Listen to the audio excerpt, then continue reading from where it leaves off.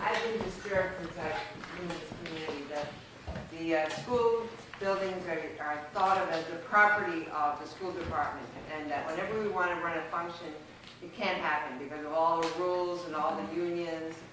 I'd like to know what you think about the use of the school building by the community.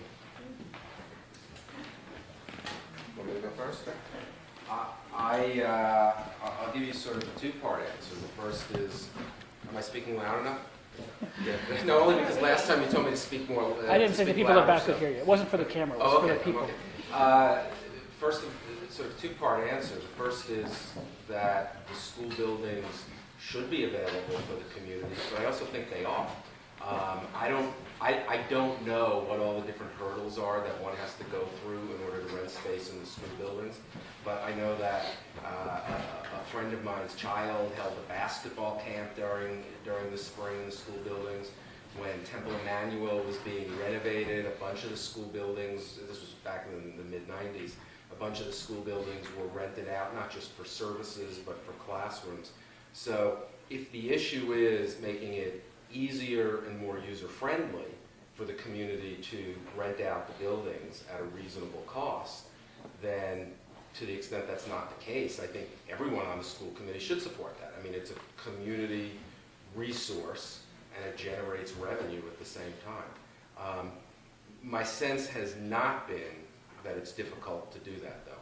But I don't know, because I've never done it before. It's part of a sort of broader view that I think the school committee should have, and I think does have now, that the buildings belong to the community and they should be shared, and to the extent there's revenue that could be generated at the same time, that works for everybody.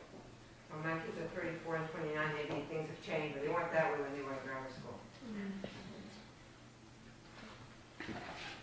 I think because I actually have, through volunteer work, have rented rooms in the schools and at the library, and you do have to pay for the schools, for the use of the schools after hours, and it's really, they're just trying to cover their custodian costs, because you can't use the building without having a custodian in the building. They're there to protect the school, they're there to clean up after you, and to lock the doors, and so someone needs to pay them. And since it's not a school function, then they're just trying to cover the costs, and that's why. And they have different levels of fees.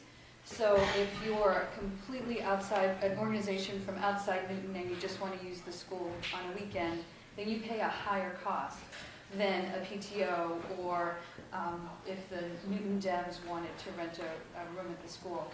But you also need to pay at the library for the Drucker Auditorium if you use it. I'm not sure about the smaller meeting rooms at the library. I'm not sure if you need to pay for those. It's a problem. Actually, we were talking about this before, because we're both Ward 7, but the Newton Dems in Ward 7 have no public meeting space. And it's a problem, I think, throughout the city. There's some, there's the Auburndale Library that's now being open to a lot of neighborhood groups. But there are sections of the city where you can't really have a meeting unless it's in someone's home. You have to pay someone. But the schools do try and keep the costs low because they recognize they are a public resource.